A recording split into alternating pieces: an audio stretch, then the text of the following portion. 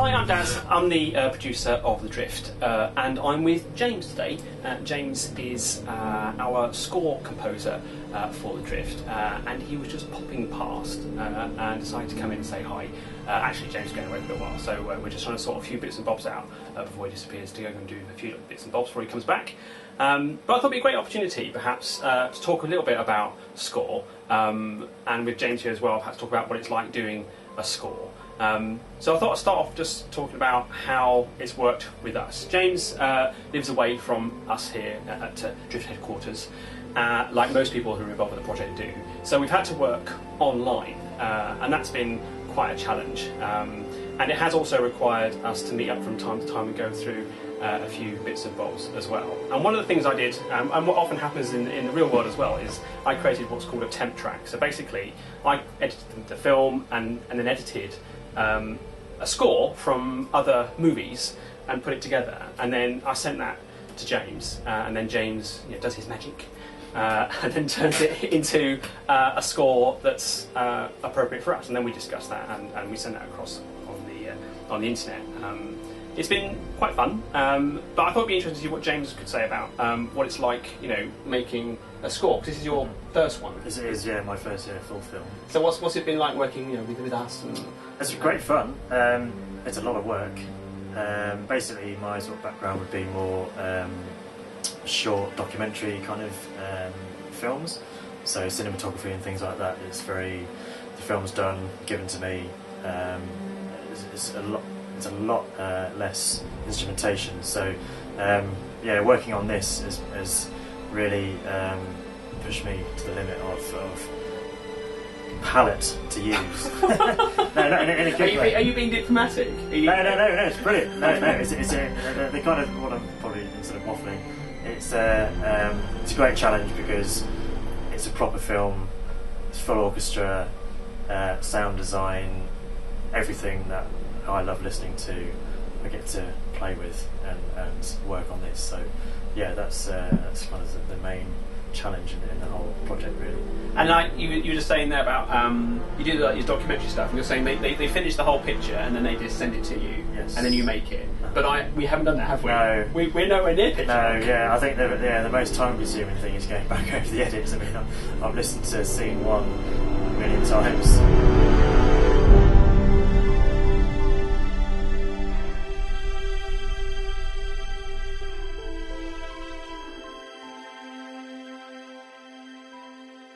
But that's it. I mean, this is one of the problems about a small group of people. James being as part of that team, making a really big movie, and it is difficult to. Ideally, in a perfect world, you would want to create an edit, picture lock, and then give it to somebody. But when the film was being made, we advertised people to help out with making of, and then people find out about us. And how did you find out about us? I just Googled, actually. I wanted to find like-minded people that have been working on new projects and exciting things. So I just Googled for sort of independent film production companies, and Darren's Backyard Productions came top of the list. Luckily caught it in time that they were just sort of starting off, asking other people for help. So dropped them an email, sent them a few old demos, very rough old demos, which no one will ever hear. Luckily, asked me to kind of do a few things, and here we are. I've done over 60 minutes of it. Well, yeah, I mean, the film is it's an hour and 40 minutes current edit, and we're definitely 2/3 of the way through. Yeah. And it's been a really, really interesting experience for me, as much as it's been a rewarding one, because first of all, you create.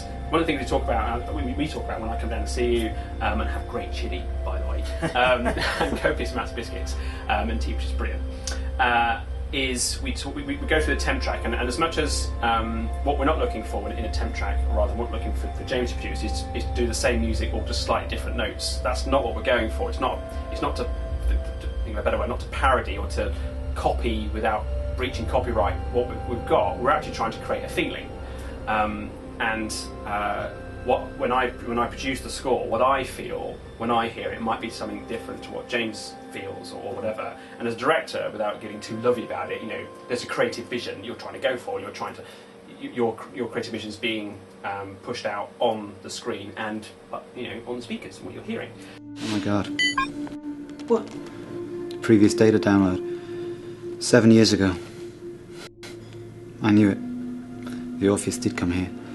When I create that temp track, that James and I get together and I sort of describe the feeling I'm trying to get, and that's really been really good, because sometimes James has produced music, which you'll all hear when the movie comes out, that actually sounds nothing like the temp track, but it gives the feeling that you're going for. I should never let her take that job. You can't blame yourself, John. She must have known the risks. What am I going to tell Daniel?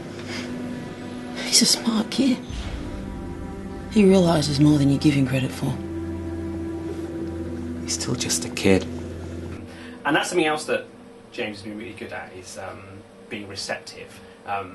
It's very writing the score is very creative, isn't it? Obviously, you put heart and soul into it. It's creating a feeling that you listen to that has to harmonise with what you see. So for someone like me, who's not paying anybody, including James, to come in and say, well, that's not what I'm going for, that's not what I want to listen to, you have to be very, it's a bit being tactful, but it's about James being so receptive that what I'm saying, well, that sounds great, but I'm going for this, I want more fear, and how many times you discussed what types of fear there is? There's scare fear, there's horror fear, there's sinister fear, there's conspiracy fear, So have you heard? What the guys are talking about? What the guys talking about? Mutiny. What? I know, but what else can we do? Get on with your work, that's what you can do.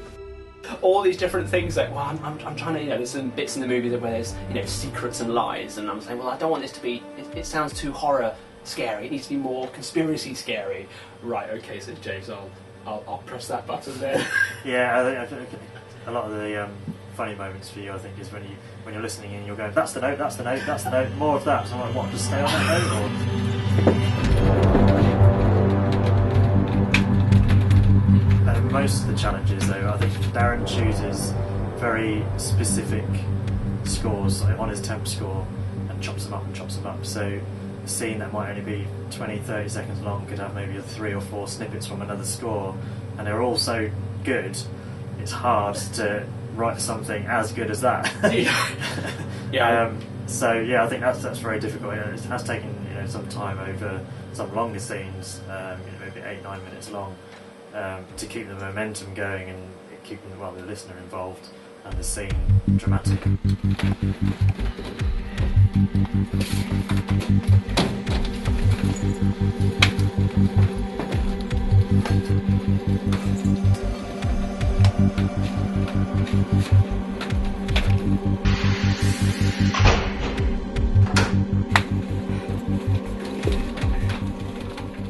It's been a very rewarding experience all the way through, and the fact that and like with most areas within the production, we get people that jump in and jump out, and James has been there all the way through, and has created a consistency within the score, and other people have contributed bits and bobs in the past and whatever, but James is there and is staying there, and he gets it. He gets not just about the professionalism of creating a score, which obviously he is, but also he gets the drift and the science fiction style and the styles that I'm going for. He's not saying, well, he offers bits that alternative option stuff which are making things better, but at the same time, you don't mind if I say, well, I don't want to do that, because I remember one bit was it was a xylophone. A ding dong ding dong cat, and I listened to that for the first time, and everything that James has done has been really good. But there was one particular bit where we had this xylophone. For me, and it's just a personal thing, perhaps, as director, I just could not stop. In fact, when I was going to sleep, I could still hear the xylophone just sort of tinking in my head. Maybe that's what I was trying to do. Like haunting me. Yeah. So I said, look, we've got to take that out. I just can't, and I was like, oh my god, what do I say? What is he going to say? And James said, that's fine, yeah, it's cool, we'll just take that out and do something else, because, and that's professional, that's what being professional is knowing that, this isn't criticising or even critiquing the piece of music as a piece of music, it's about how it fits within the storytelling element. Just as you film live action several times, several takes, and you improvise and new ideas come in, it's exactly the same with the score. James has been totally receptive to that. So there we go. That's a bit of score. James is going to disappear off and do a few bits and bobs, and then be back later to finish off. Hopefully, I'll pitch lock. Yeah. Just to make it easy, make it easy for you. So it should be good. But there we go. Score.